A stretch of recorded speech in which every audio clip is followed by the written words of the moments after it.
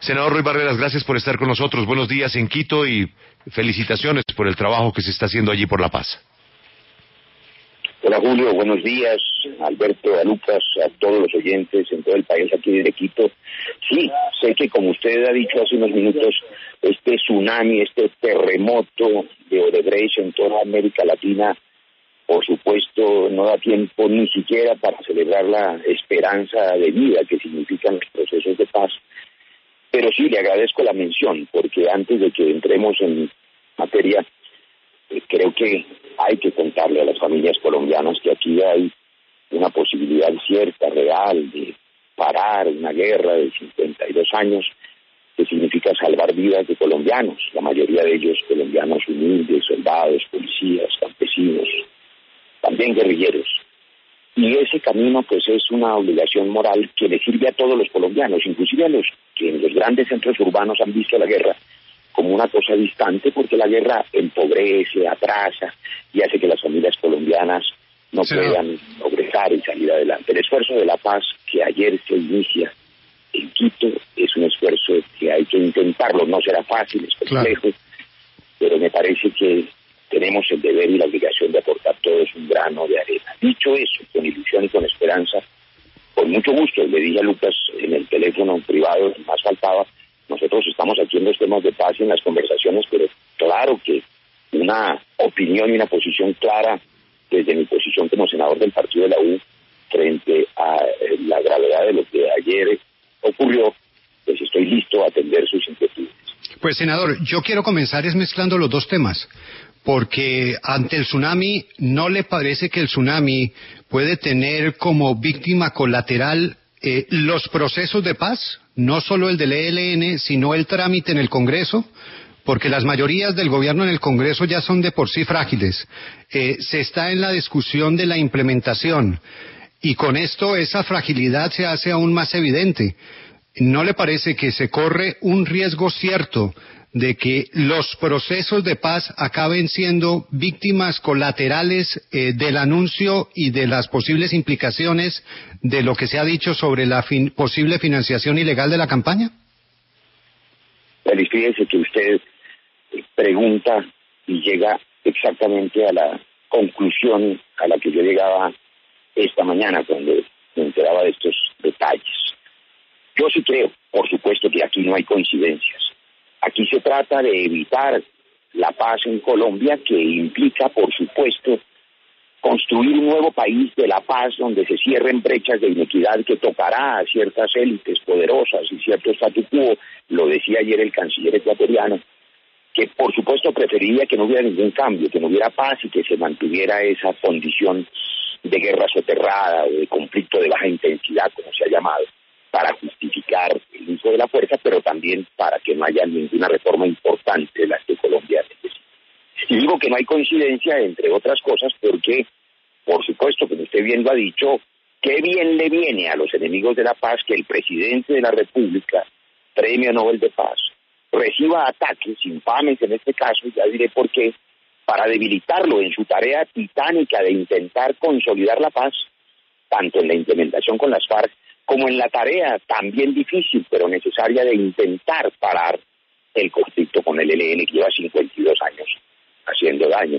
Debilitar al jefe de la paz, al que lidera la paz, le viene muy bien a quienes no quieren la paz. Sí. De manera que allí no hay ingenuidades ni coincidencias, estoy de acuerdo con usted. Ese es el intento último. Y fíjese usted, para ligar los dos temas, que cuando me enteraba del origen de esta última infamia contra la campaña del presidente Santos, descubrí dos cosas que no dejan de sorprender. Los oyentes de la W deben estar, pues, hastiados, para usar una palabra clara, porque oyen que hay corrupción por todas partes. Resulta muy eficaz para los verdaderos delincuentes tirar lodo a diestra y siniestra para que al enlodar a todo el mundo todos parezcan iguales y el lodo no deje ver la verdad. Sí, claro, senador, pero El fiscal ha dicho, permitan estos 20 segundos, el fiscal ha dicho primero, y eso hay que decirlo en mayúsculas, que no tiene prueba ninguna distinta al testimonio de un señor Bula. Y el señor Bula hay que mirar quién es y de dónde viene, un señor relacionado con temas paramilitares, un señor relacionado con la parapolítica, un señor que evidentemente ha confesado que es un delincuente porque ya se allanó a los cargos, y que le viene bien también a intereses oscuros, como decía Félix, a quienes no les conviene la paz, aprovechar el ruido, que es evidente en el caso de la campaña Zuluaga, porque allí hay testimonio del propio Duda, del señor estratega de campaña. Allí no hay ninguna especulación, no cabe duda ninguna que ese dinero llegó a esa campaña. Si eso es delito o no, tendrá que decirlo el fiscal general de la Nación. Aquí, en cambio, no hay nada distinto al dicho de ese señor que aprovecha para intentar de nuevo enlodar la campaña del presidente Santos. Senador, pero en estos... Y me parece que allí se necesita toda la claridad para evitar esta infancia. En estos temas tan delicados, senador, ¿no valdría más la pena hacer un poco de autocrítica y esperar que las autoridades se pronuncien sobre si ingresó este dinero a la campaña o no, más allá de hacer acusaciones como que usted hace y como la que hizo en su momento Camilo Enciso en el uribismo? Sí, pero Lucas, sobre todo porque no coincido con el senador Barreras, con el respeto que le tengo, en descalificar a los testigos por su pasado. Es que el señor Duda está en la cárcel. El señor que está acusando a Oscar Iván no es una monjita de la caridad. Las autoridades en Colombia y en el mundo lo que se enriquecen es de la información de los malos, no de los buenos. Lo que tienen es que valorar es qué tan sólida es la prueba que tiene el señor Bula, que lo único que ha dicho es que él en un restaurante le entregó a un amigo del gerente la plata. Eso lo evaluará el investigador, pero no se puede descalificar a Bula por su pasado, porque precisamente en todos los casos lo que se aprovecha, Lucas, es el testimonio de los malos, no de los buenos. Pero, senador, y no solo eso, discúlpeme que pena la interrupción, Julio y Lucas, y es que añadiendo a lo que usted está diciendo, Julio, como el senador está diciendo que una cosa es lo de Oscar Iván Zuluaga y otra cosa es la campaña de Santos, acuérdese usted que Oscar Iván Zuluaga, estamos hablando de que recibieron dineros por cuenta de una publicación en Brasil, de una revista. Acá estamos hablando de la campaña del presidente Juan Manuel Santos por cuenta de unas declaraciones del fiscal general de la Nación.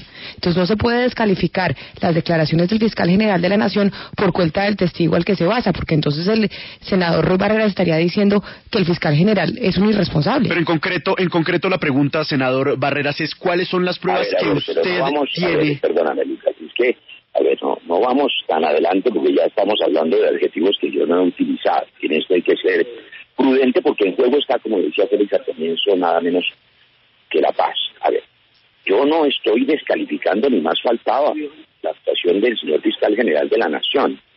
Y tampoco estoy diciendo que en una u otra campaña, en la campaña de Zuluaga hubo o no delitos, no me corresponde hacer.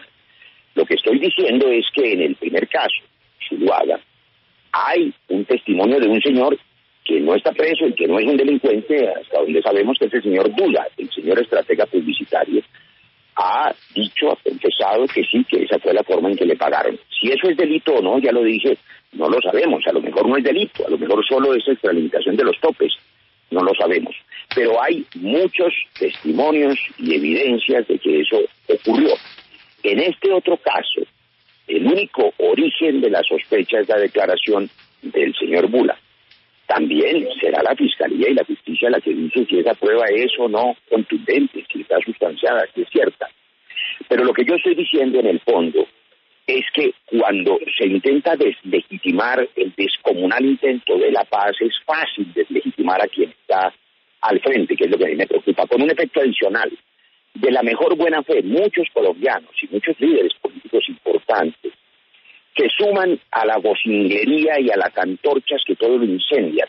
El resultado de incendiar de manera general todas las instituciones para que el oyente de la W salga hastiado y diga, hombre, esto es igual, todos son la misma cosa. El resultado es que sobre esa tierra arrasada de las instituciones nacen los populismos.